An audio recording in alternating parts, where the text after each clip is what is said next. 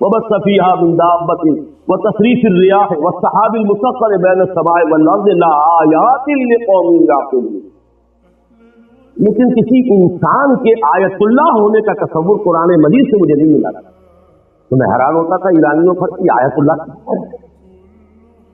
لیکن پھر میرا ذہن منتقل ہوا، وہ جنہیں آیت اللہ کہتے ہیں وہ آیت اللہ ہے یا نہیں اس سے علیحدہ بحث ہے، وہ معاملہ علیحدہ ہے.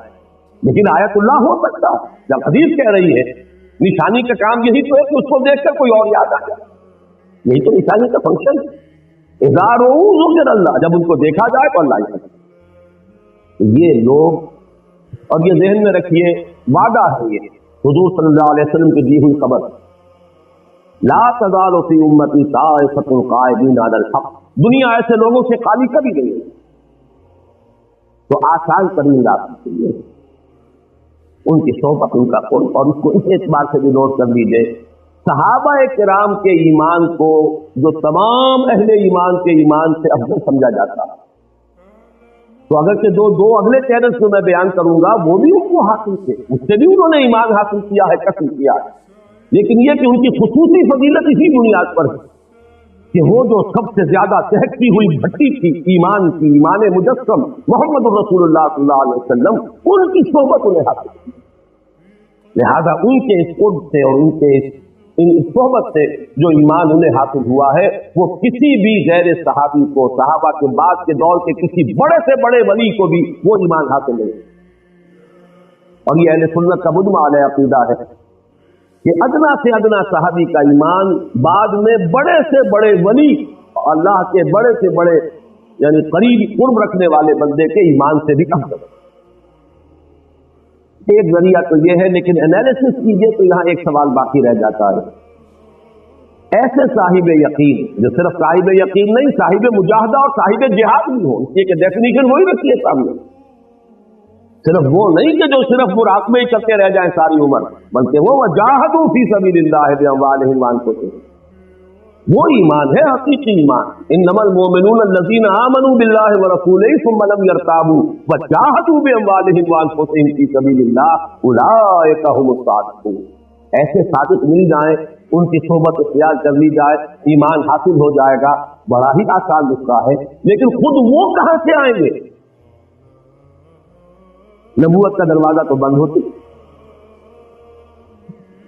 اب ان کو بھی تو پیدا کرنا ہوگا کہیں اسی دنیا میں. لہذا یہ بات تو ظاہر ہو گئی کہ اگر وہ مل جائے تو بڑی آسانی حاصل ہو جائے گی.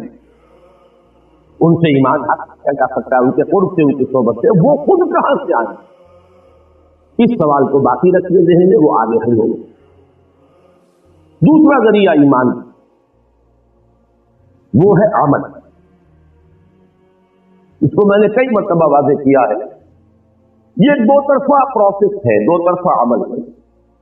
ایمان سے عمل پیدا ہوتا ہے، عمل سے ایمان میں اضافہ ہوتا ہے. ایمان کا اضافہ پھر عمل کے اندر اضافے کا ذریعہ بنتا ہے، اور عمل کا یہ مزید اضافہ پھر ایمان میں اضافہ کرتا ہے. اس کو پیچ کی مثال سمجھیے کہ پیچ ہر چکر کے ساتھ آگے بڑھے گا، یا اگر واپس کھینچ لیں تو ہر چکر کے ساتھ ادھر آ جائے گا. اسی طریقے سے ایک لفظ آپ استعمال کرتے ہیں انگریزی میں، وشس سرکل. وشس سرکل جو ہے وہ سمی دائرہ ہے. آپ نے ایک کام برا کیا، اس کے نتیجے میں ایک برائی پیدا ہوئی، اس نے اور برائی کو جنم دیا، پھر اس سے اور برائی بڑھ گئی، اس سے پھر اور برائی جو ہے پیدا ہوئی. یہ تو وشس سرکل چل رہا. اور اس کا کانورس، اس کا برعکس بھی ہو سکتا ہے. ایک بہت ہی صحت بخش، بہت ہی صحیح، بہت ہی عمدہ مفید چکر وہ کیا ہے؟ ایمان کی اگر تھوڑی سی پونجی ہے، اس کو لے کر عمل شروع کر دیجیے، عمل بڑھے گا. اسی کو کہا گیا زادتہم ایمان ما زادہم الا ایمانا و تسلیما. ایمان بڑھتا ہے. اللہ کی راہ میں جہاد کیجیے، اللہ کی راہ میں انفاق کیجیے، نیک عمل کیجیے، ایمان بڑھے گا. جب ایمان بڑھے گا اب آپ کے انفاق اور جہاد میں اور اضافہ ہو جائے گا. اب اس سے آپ کا ایمان اور بڑھے گا. یہ ہے وہ سلسلہ جس سے کہ آپ دائرے کے اندر جیسے کہ وہ گول سیڑھیاں ہوتی ہیں آپ اوپر چڑھتے چلے جائیں گے. یہ ہے ایمان بذریعہ عمل. اور میں آج جو منتخب نصاب میں ہمارا سورہ حجرات کا سبق ہے آخری آیات کا، اس کے حوالے سے اس نقطے کو واضح کرنا چاہتا ہوں یہی وجہ ہے کہ سورہ حجرات کی جو لاسٹ بٹ ون آیا ہے، پہلی آخری سے پہلے، اس میں اس حقیقت کو کھولا گیا، اگر تم اسلام لے آئے ہو، چاہے ابھی ایمان تمہارے دلوں میں داخل نہیں ہوا، لیکن اگر تم اطاعت کرو گے تو ایمان حاصل ہو جائے۔ اسی لیے فرمایا گیا ہے یمنون علیک ان اسلموا، اے نبی یہ آپ پر احسان دھر رہے ہیں کہ ہم اسلام لے آئے۔ قل لا تمنوا علی اسلامکم، کہہ دیجئے ان سے کہ تم مجھ پر اپنے اسلام کا کوئی احسان نہ دھرو، بل اللہ یمن علیکم ان ہداکم للایمان ان کنتم صادقین، اللہ تم پر احسان دھر رہا، احسان جتا رہا ہے کہ تمہیں اس نے ایمان کے راستے پر ڈال دیا۔ اب اگر عمل کرو گے، اطاعت کرو گے تو ایمان پیدا ہو سکتا ہے۔ یہ ہے وہ در حقیقت ایمان بذریعہ عمل۔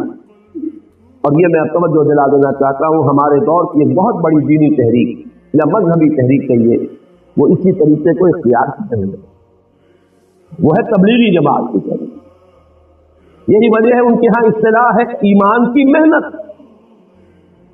وہ عمل کے ذریعے سے اپیل کرتے، نکلو اپنے گھر سے، ماحول سے، دفتر سے، کاروبار سے، بازار سے، منڈی سے، ہر چیز سے نکلو اور نکل کر آ جاؤ۔ 40 دن مسجد میں رہو گے، ممکن ہے کہ کوئی نماز چھوٹ جائے، جماعت جو ہے وہ فوت ہو جائے، رہو گے بس۔ وہاں کیا غلط حرکت کرو گے؟ ٹیلی ویژن نہیں، کوئی اور غلط جو ہے کوئی داعیات وہاں موجود، یہ جو 40 دن کی مشق وہ کرا دیتے ہیں، واقعہ یہ ہے کہ اس سے یقیناً اس سے ایمان پیدا۔ میں اس کا قائل ہوں، اور یہ نہ سمجھیے کہ آج کہہ رہا ہوں، یہ تو جو میرا کتاب کا اسلام کی نشست ثانیہ سن 67 کی تحریر، اسی میں اس قرآن اکیڈمی کا نقشہ ہے جو جس کو اس وقت اللہ کے فضل و کرم سے بنی ہوئی اور ہم اس میں بیٹھے ہوئے ہیں، وہ سارا تذکرہ وہی اس انجمن کا مینیفیسٹو ہے، اس میں نے اس کو تسلیم کیا۔ عوامی سطح پر غیر علمی انداز میں ایک جذباتی اپیل کے ساتھ اور عمل کے ذریعے سے ایمان اس تحریک کے ذریعے پیدا ہو۔ فرق صرف یہ ہے کہ انٹلیکچوئل طبقہ اس سے متاثر نہیں ہے۔ آپ کنفیوز نہ کیجیے، انٹلیکچوئل اور ہے، پڑھا لکھا اور ہے۔ ہر پڑھا لکھا آدمی انٹلیکچوئل نہیں ہوتا، اور جاہل ہوتے ہیں بڑے بڑے انٹلیکچوئل، جس کو کہ آپ کہیں جاہل وہ عالم نہیں ہے، وہ بڑے انٹلیکچوئل۔ یہ صاف ہے ایک نگاہ سے۔ ایک وہ لوگ ہیں جن کی شخصیتوں میں عقل کو اولیت حاصل، ان سے جب تک آپ دلیل اور برہان سے بات نہیں کریں گے وہ آپ کی بات سنیں گے۔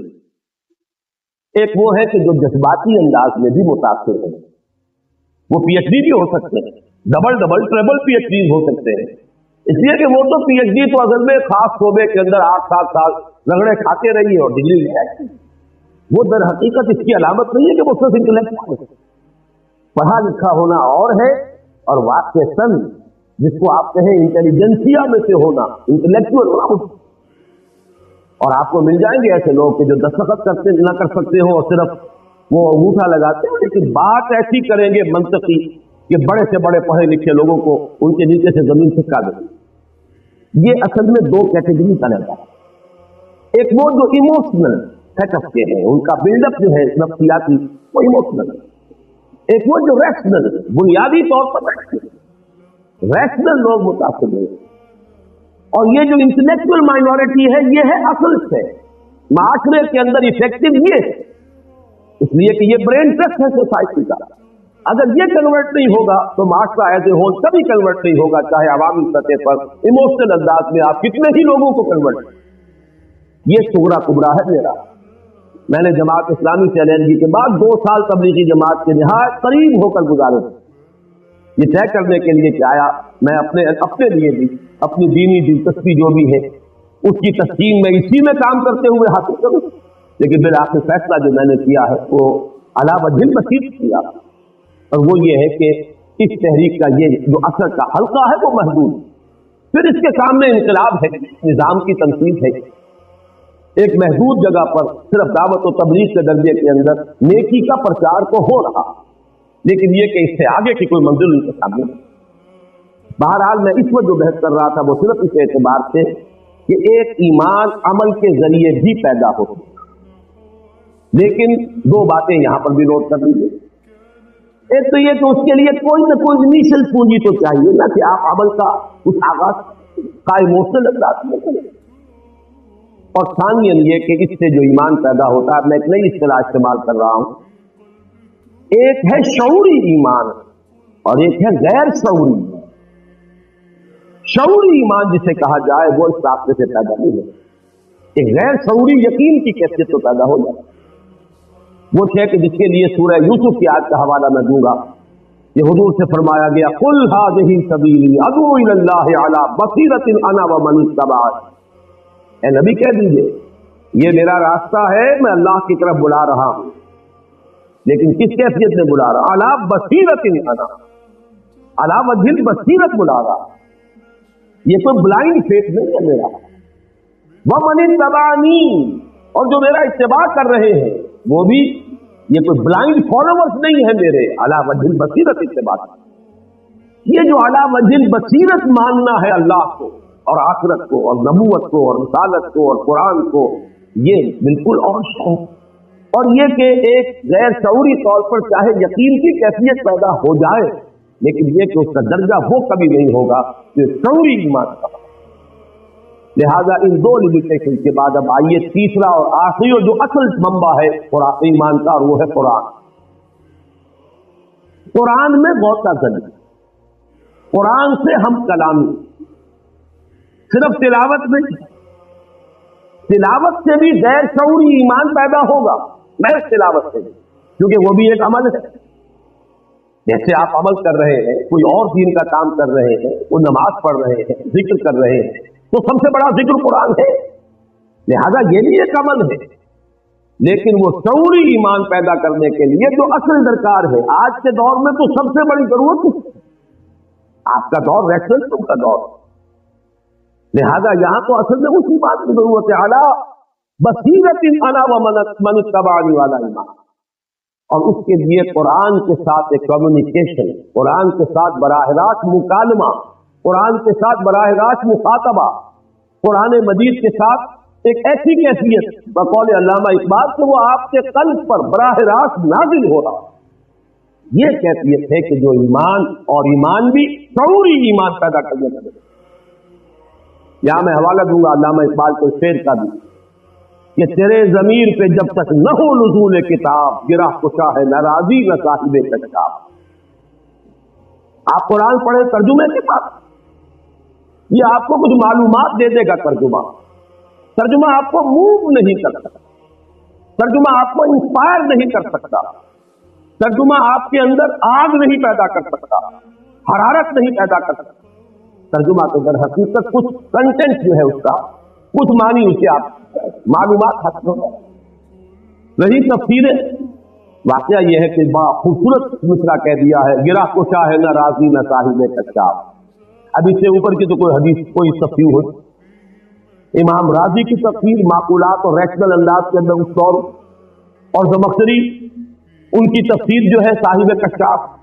اب ظاہر بات ہے کہ اس سے اوپر کوئی تفسیر نہیں، انہی سے خوشہ چینی کی ہے باقی مفسر.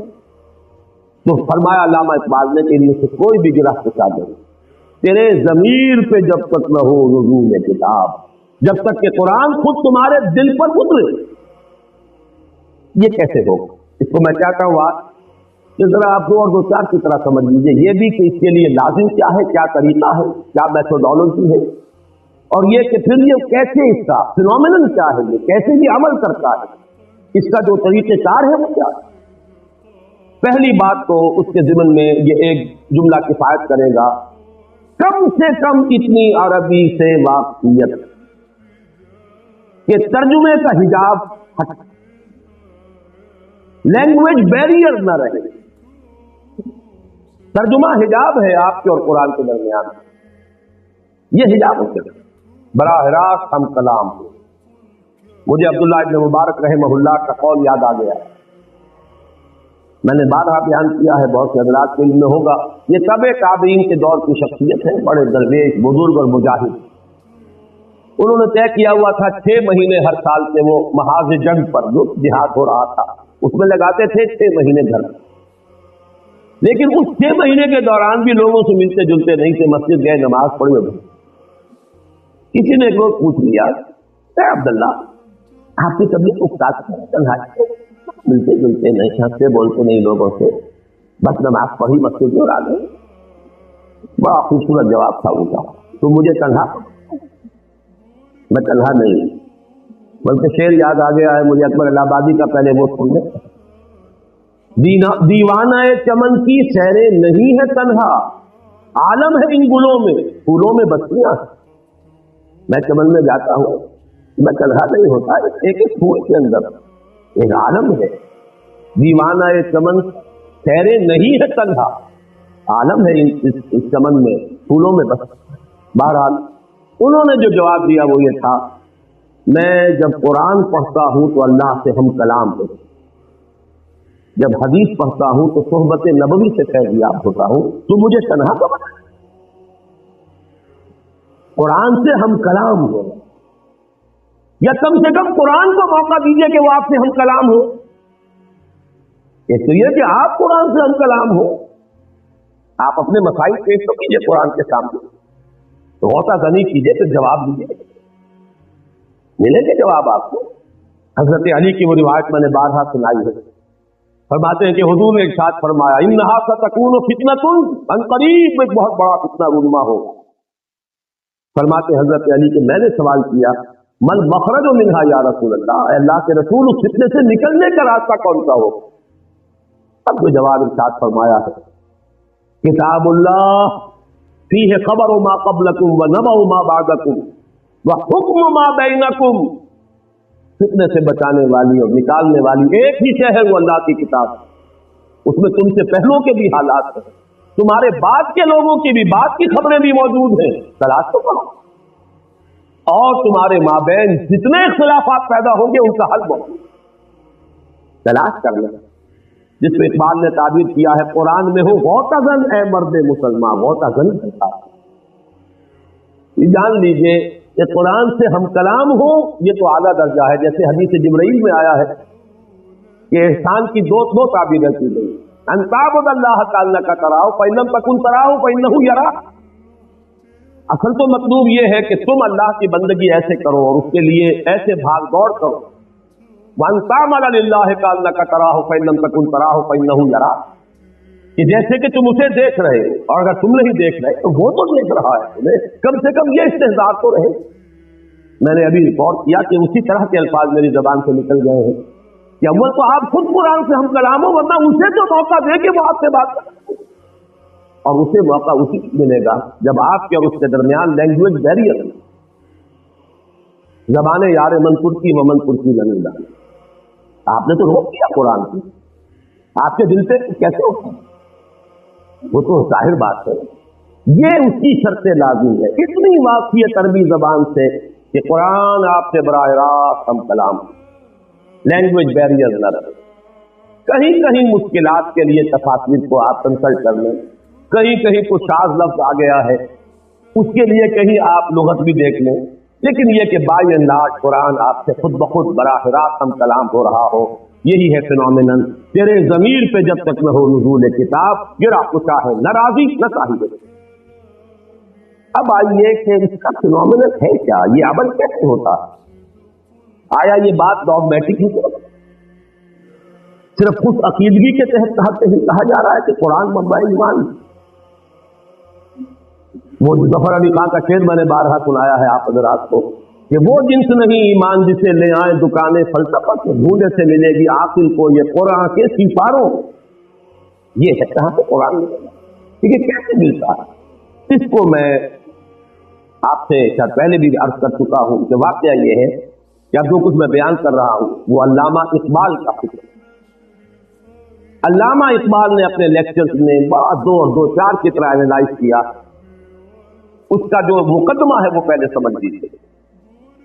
مقدمہ قائم کیا انہوں نے کہ یقین پیدا ہوتا ہے تجربے سے. جب تک آپ کا ذاتی تجربہ نہ ہو یقین پیدا نہ ہو. محض سنید چاہے ہزاروں آدمی آپ کو بتا رہے ہوں ایسا ہے ایسا ہے ایسا ہے ایسا ہے. میں مثال دیا کرتا ہوں کہ اگر کسی شخص نے چینی کبھی نہیں چکھی اور ہزاروں آدمی کہہ رہے ہیں وہ میٹھی ہوتی ہے میٹھی ہوتی ہے میٹھی ہوتی ہے, تو آپ ساری دلیل جو ہے اس کے لیے ہو جائے گی. آپ کو کیا ضرورت پڑی انہیں جھوٹ بولنے کی؟ پھر جھوٹ پر اتنے لوگوں کا جمع ہو جانا محال ہے. यकीनन चीनी मीठी होगी, लेकिन होगी से आगे आप नहीं बढ़ सकते। कहां के आप चीनी चख लें, अब कहेंगे चीनी मीठी है। इस होगी और है में तो जमीन और आसमान का फर्क है। होगी और है, ये है पर्सनल कन्विक्शन है, और ये पैदा हुआ है जाति से, प्योर है। अब लाख लोग कहे मीठी नहीं है, आप कहते हैं मैं मान ही नहीं सकता, मैंने खुद चखी है। वो मुझे फारसी का मिसरा याद आ गया, लज्जत ही बादा न दानी बखुदा दाना चशी। इस शराब की लज्जत तुम्हें जान ही नहीं सकते तुम जब तक के खुद न चखते। चखने से मालूम हुआ कि मीठा है। ये सुगरा हुआ, अल्लामा इकबाल के इस्तिदलाल का सुगरा। ये कुबरा क्या है? तजर्बा सिर्फ जाहिरी और खारजी नहीं होता, तजर्बा बातनी भी है। ये है इंतहाई प्यारी बात। यूं समझिए कि आबे ज़र से लिखे जाने वाली बात, सोने में तोली जाने वाली बात। बस यहां से अब वो जो तजर्बा है, खारजी तजर्बा, जिस पर मेटीरियलिज्म और इंपीरियलिज्म और ये तमाम जितने इज्म हैं जो कि मादियत के ऊपर मबनी है, उनका रास्ता जुदा हो जाता है जब वो सिर्फ तजर्बे को महदूद करते हैं। तजर्बा खारजी, एक्सटर्नल सेंस ऑर्गन्स के जरिए से जो कुछ हमें एक्सपीरियंस हासिल हुआ उस पर यकीन होता चला जा रहा है। इकबाल ने जो बात कही कि एक तजर्बा बात नहीं है, अंदर कोई चीज बताती है कि ये है असल। कुरान को आप पढ़ें और आपके अंदर से कोई शय बताए कि ये सही है, ये बात नहीं। देखना तकरीर की लज्जत के जो उसने कहा, मैंने ये जाना कि गोया यही मेरे दिल में, ये है वो शय। मैं इसका और मजीद वजाहत करूंगा, वो दिल किस का नाम है। अभी यहां तक सिर्फ समझ लीजिए बात को कि इकबाल का फलसफा इन दो दलीलों पर। यकीन के लिए तजर्बा जरूरी है, लेकिन तजर्बा सिर्फ जाहिरी नहीं और खारजी नहीं होता, तजर्बा बात नहीं, आपका अंदर बताता है आपको झूठ है। ये जो शय है, कुरान को पढ़ते हुए जब कुरान आपसे हम कलाम हो, अगर आपको अंदर से गवाही मिले कि ये सही, वो है वो बातनी तजर्बा, जिसको हम यूं कह सकते हैं कि कोई सिंपैथेटिक वाइब्रेशन आप में पैदा हुई है। कुरान ने आपके शख्सियत के किसी बातनी तार को छेड़ा। ये अल्फाज ज़बान पर आए तो मुझे माहिर साहब का शेर याद आ गया, ऐसे कुछ तार भी हैं साज़े हकीकत में नेहा, छू सकेगा न जिन्हें जख्म और मिज़राबे हवास। ये हवास जो है हमारे, जो एक्सटर्नल सेंस ऑर्गन है, बाद हकीकत के तार ऐसे भी हैं जिनको ये हवास नहीं छू सकते। ये कुछ और है उन्हें छूती है, उन्हें हरकत में लाती है, उससे नगमा नहीं सकता। वो जो है ऐसे कुछ तार भी हैं साज़े हकीकत में नेहा, छू सकेगा न जिन्हें जख्म और मिज़राबे हवास। वो तार है जिसको अब मैं तस्बिया करके बता रहा हूं। वो शय क्या? वो है आपकी वो रूह जिसने आपको इंसान बनाया, वो रूह मलकूती, वो डिवाइन स्पार्क, वो आपका रूहानी वजूद, जिसका मंबा, जिसका मस्कन दिल, ये है जिसका एहसास है, एहसास बात है। ये रूह देखती भी है। कुरान मजीद कहता था फइन्नहा ला तामल अब्सार वलाकिन तामल कुलूबुल लती फी सुदूर। आंखें अंधी नहीं हुई थी अबू जहल की और अबू लहब की, दिल अंधा हो। ये दिल का अंधा होना क्या? दिल देखता है, यानी रूह देखती, दिल सुनता है, यानी रूह सुनती, और दिल का एहसास है, परसेप्शन है दिल की। वो है दर हकीकत वो जो उसका इंटरनल, उसका तजर्बा आपका दिल गवाही देता है, यानी आपकी रूह वजद में आती है कुरान को पढ़कर। एक बुजुर्ग है उगी में, वो बहुत ही सादा अंदाज में बात किया करते हैं। बहुत प्यारी बात एक दफा उन्होंने कही कि कुरान और हमारी रूह ये एक ही गांव के रहने वाले, पहचान कर देख ले। रूह कहां से आई? ये सलूना का भी रूह पूरी रूह में नमरे रब्बी, और ये कुरान कहां से आया? इस कुरान का मंबा भी वही है जो हमारी फितरत का मंबा, फितरतुल्लाहिल्लती फतरन्नास अलैहा। वो रूह जो हमें फूकी गई है उसको अल्लाह ने कहा है मिन रूही फइज़ा सव्वैतुहु व नफ़ख़्तु फ़ीहि मिन रूही फ़क़ऊ लहू साजिदीन। जब मैं इस आदम को तैयार कर लूं, तख्लीक मुकम्मल कर दूं, नोक पलक सवार दूं। सूरह हिज्र में भी ये आयत आई है इन्हीं अल्फाज में, और सूरह साद में। पैदा सव्वैतुहु व नफ़ख्तु फीहि मिन रूही फ़क़अू लहू साजिदीन, अपनी रूह में से फूंक दो तो गिर पड़ना इसके सामने चले। वो रूह है हमारे अंदर, और ये रूह वज्र में आती है, कुरान इस पर नाजिल होता है, वो वज्र में आती है। ये वज्र है वो कैफियत। इसी को मैंने चूंकि इमाम इब्न तैमिया का नाम आज आया है, उनके शागिर्द रशीद हाफिज इब्न क़य्यम रहमहुल्लाह, उनकी एक किताब है अल फ़वाइद, छोटे छोटे शज़रात। मुफक्किरीन जो है उनकी एक तस्नीफी कैफियत ये भी होती है, एक तो ये कि एक मुकम्मल किताब का नक्शा बनाकर उसके अबवाब और उसकी बहसें, और एक ये किसी वक्त कोई ख्याल आ गया, किसी वक्त कोई और ख्याल आ गया, तो इस तरह से शज़रात से बन जाते हैं। तो अल फ़वाइद हाफिज इब्न क़य्यम की एक ऐसी किताब है कि कुरान को पढ़ते हुए मुख्तलिफ औक़ात में जो कैफियत वारिद हुई है उन्होंने अलग, वो उसका कोई बाहरी रब्त नहीं, वो अल फ़वाइद। उसमें एक जो है उसमें लिखते हैं अल्लाह के कुछ बंदे ऐसे भी हैं जो कुरान को पढ़ते हैं तो यूं महसूस करते हैं कि वो मुसहफ से नहीं पढ़